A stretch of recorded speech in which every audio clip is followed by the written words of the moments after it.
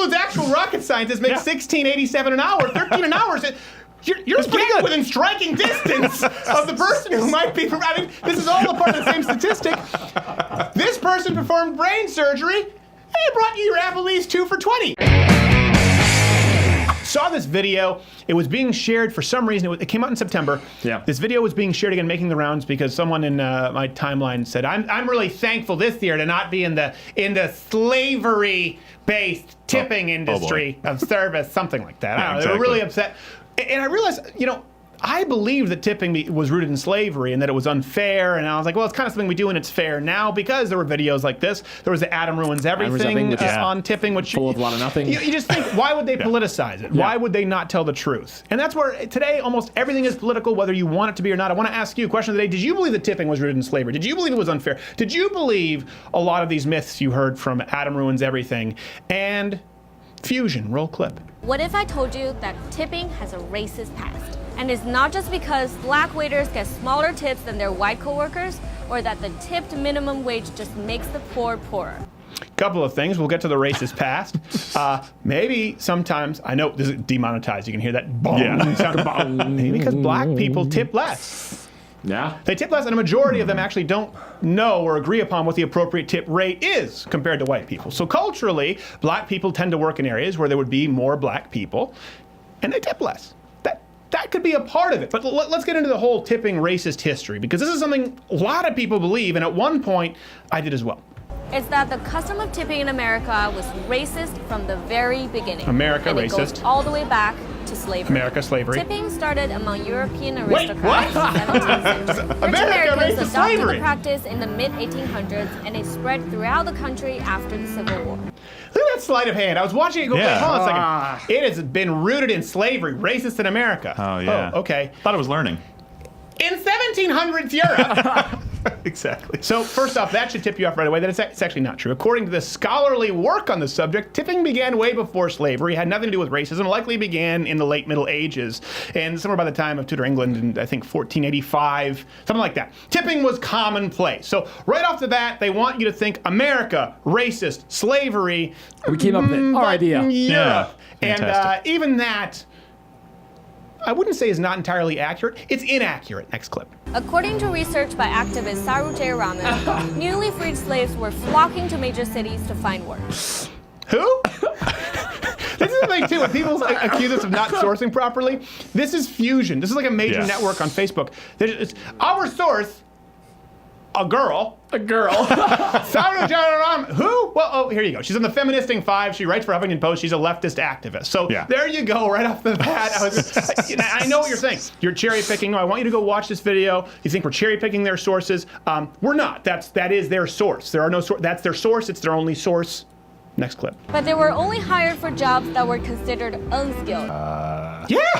So she's talking about slaves after slavery. Listen, no one is condoning slavery, right? No. Anyone in this room, right? No. Any hands up condoning Not a slavery? fan. No. Okay, no one's condoning slavery. But slavery was the law of the land. Slavery, as you talked about, even with Europe, slavery was the norm. People had lived with slavery, and now you freed slaves, and of course they were unskilled. They were tilling the field. So listen, it's not perfect, but baby steps. You're not going to get the Count of Monte Cristo out of his 10-year sentence immediately, but if you could get him in, like a basement apartment 4 months in, he probably would have been taking it as opposed to etching on the wall. But listen, I'll take the baby steps. You're no longer a slave, so we're trying to feather you into the economy. We're gonna do this. Can you do the service industry? Let's try and build some momentum. Give us a little time on this, all right? We're not perfect, but we're getting better. Next clip. Racism and classism run deep. Yes, they do, Miss Tiramisu on the Upper East Side. This is just, tipping is so bourgeoisie. Garçon! Garçon! Could I have a sprig of mint on my tiramisu? That means boy, right? Yeah. Isn't that like almost a slur or something like that? Like, No, it's not. Not a slur, means but boy. No, but isn't it like, boy? If it's in like in a bad way? Podesta's basement, there's a connotation, but it's not a slur. Gotcha, okay. Was that your only question? Yeah, that was the question I had about it. All right, next Inside clip. This attitude is summed up in this passage by a reporter in 1902. I had never known any but Negro servants. Negroes take tips, of course. One expects that of them. It is a token of their inferiority. But to give money to a white man was embarrassing to me. So John Speed Journal. So I searched high and low, and I could find nary an article from a John Speed in that area, let alone one with a lisp. The Negro is inferior. So you couldn't just find someone to put on some kind of colonial sound. Yeah. Really, Fusion?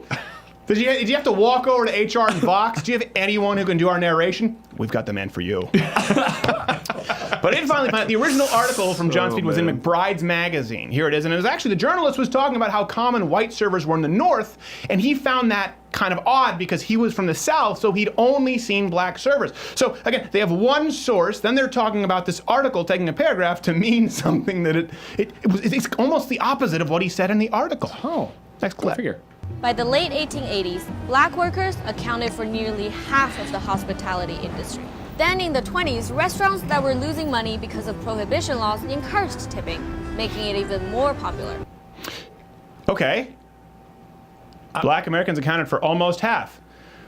What about the other more than half? Majority or plurality, some might say. Who makes that demographic up? I'm still looking for the negative part here. They're giving them money. I don't understand. Well, they almost were half. I understand if we're going to look at percentage of the population, but that means more than half were not black. And by the way, no mention of the Great Depression in here, by the way. I know the Great Depression started later in the 20s, but even if you look at basically Prohibition, right? It was the Great Depression for industries that were based on alcohol. Yes. Yeah, it was a tough squeeze for them because you had made your living, it's a pub, there's a bar off of alcohol sales. And before the Great Depression, they said, no, none of this for you. So for those people, it might as well have been the Great Depression. And so they were finding any cost-cutting measures they could. They couldn't serve the thing that made them money. Imagine if Applebee's had to survive without selling their $7 sangria on Tuesday nights. Imagine. In the 20s, they were all of a sudden prohibition occurred. Like, can we interest you in a taquita roll? No. How about some bathtub gin? Exactly. All right, next clip. In 1996, the then head of the National Restaurant Association, Herman Cain, convinced a Republican-led Congress to set a White two-tiered supremacist. wage system for tipped and non-tipped workers. The tipped minimum wage was set at $2.13 per hour. Today, in 17 states, the legal minimum wage for tipped workers still only $2.13 per hour. I just had to include that because it started out based in racism and slavery, and then Herman Cain, who was the blackest guy to ever run for office. We're not talking about Barack Obama. We're not talking about Condoleezza Rice. We're not even talking about Ben Carson, single mother Detroit, trying to stab Abercrombie, kind of black. We're talking about my plane is 999. Get yourself some Gotti's pizza, bitch. That man ran for office and came very close, and I dig that about you. What were you saying? I love it. No, look, I have a lot of experience with this. I made $5.25 an hour working in this industry because I made $15 an hour average tip share on top of that. Guess what? If I'd have made $2 an hour average, I would have moved on somewhere else. That's exactly what happens in this industry. The only people in the industry, it's kind of like performance-based pay, or certainly performance-based bonuses for teachers. The only teachers complaining about it are crappy teachers. Exactly. The only servers who are against tips are crappy servers. Working at Waffle House, smoking a joint, walking up to the table. It's not working out. And I was a server. You still get crappy tips even as a good server, but it still evens out in your favor. Yeah. Consistently. It's supposed to motivate you. It's like the lowest skilled thing. Pick up a plate and walk it over, right? You're supposed to be motivated to do better than that. But I don't want to, though. No. So you don't deserve money. This is anecdotal. Statistically, tipped workers make an average of $13 per hour, which is obviously way more than the federal minimum wage of $7.25 an hour. Now let's look at this. According to the U.S. Department of Labor, the average wage for all occupations is $16.87 an hour. Okay? Yeah. So $16.87 an hour. People in the service industry who work on tips are making about $13 an hour. Listen, they're not rocket scientists. They work hard. This includes actual rocket scientists make $16.87 an hour. 13 an hour. You're getting within striking distance of the person who might be. I mean, this is all a part of the same statistic. This person performed brain surgery. They brought you your Applebee's 2 for $20, and they got it wrong. Twice. The spinach dip was runny. It's always runny. Didn't have good spinach dip. Watch, someone's gonna say, "Well, no, brain surgery makes $16 an hour." I'm talking about the statistics. Yes, and you guys work hard. That's fine. We're not talking about hard work, though. We're talking about skill. Yeah. I don't know how much. Here's the thing: if you want to be a server, honestly, and you want to get good tips, just be nice. Yes. Just be a nice person. Don't be a jerk. I'm Show amazed up when I go every once in a while. Come back to the you ever table. just go to a restaurant And you're like, I can't believe that this is, and you end up tipping them 15 or 20% anyway because you have to, because you know this, that obviously they make their money off of tips, and you have Adam Ruins Everything saying you're a jerk if you don't tip them. But this person literally walked up, didn't serve you the food that you ordered, refused to change it, and then charged you for both dishes in the first place. You want to get tipped well? Just be nice. That's a start. Next clip. Non-white restaurant workers take home 56% less than their white peers.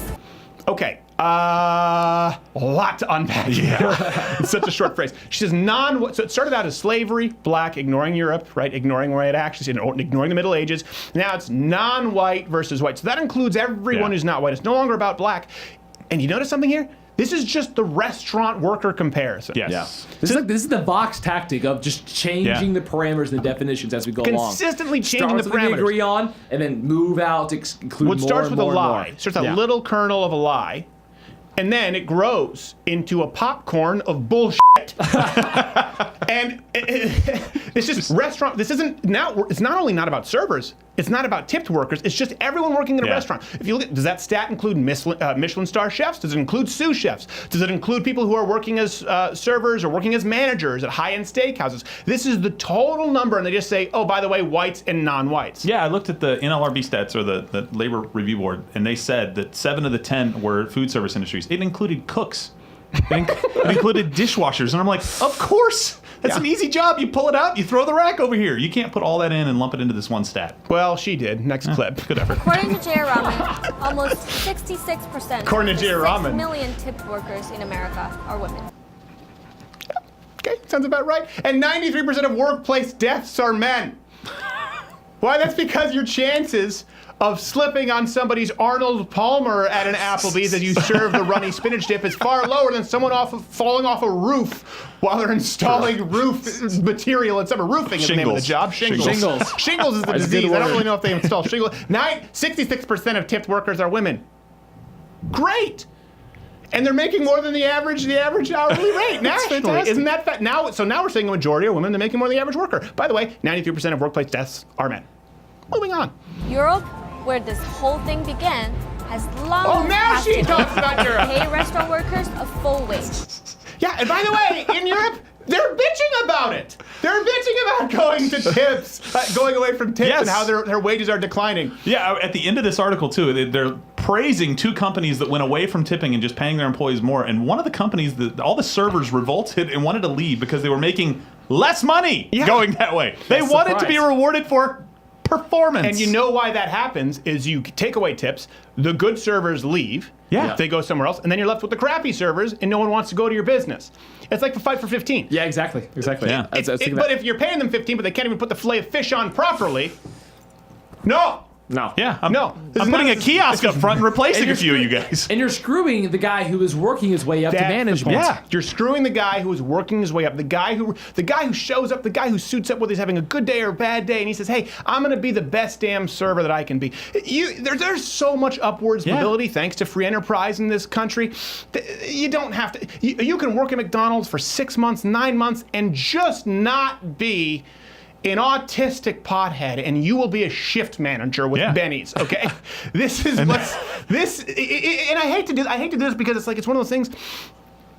I don't want to be that guy who's saying, hey, why are you always blaming the white man for, but it's just they're taking a lie. The idea that tipping is based on slavery and racism, carrying that into today with a bunch of false statistics and one Indian lady who apparently is the authority on all things tipping-based wage, and then using that to paint with a broad brush our economy is unfair and the system is corrupt and the deck is stacked against you because of white men who didn't even create tipping in the United States and didn't create slavery either. By the way, who's doing the most to ensure that servers make more?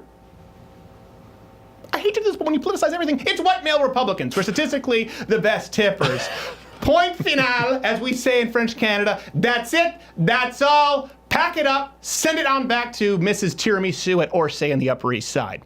Hey, if you like this video, subscribe. by clicking the button that says subscribe. If you're not aware of it now, there's no way you're learning the internet at this point. I'm not going to help you. But this was clipped from my daily show, available exclusively to LottoWithCreditor.com/MugClub members. If you're student, military, or veteran, enter in that promo code. It's less than $6 a month, and you get daily content. No more clips, plus this hand-etched mug. Oh, when I feel it, I got a chill like on the inside.